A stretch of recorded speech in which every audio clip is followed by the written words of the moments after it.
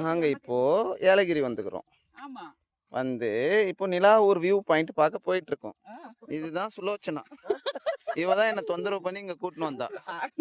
இது என்னோட முதல் குட்டி அதித்தி. என்ன கொஞ்சம் என்கரேஜ் பண்ற மாதிரி எதனா சொல்றியா? எல்லாமே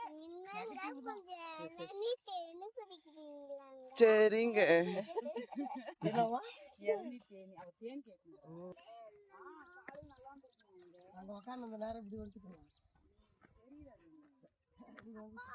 ஓ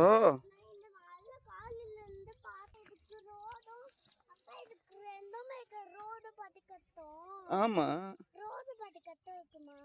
இதுதான் வழியே. ம்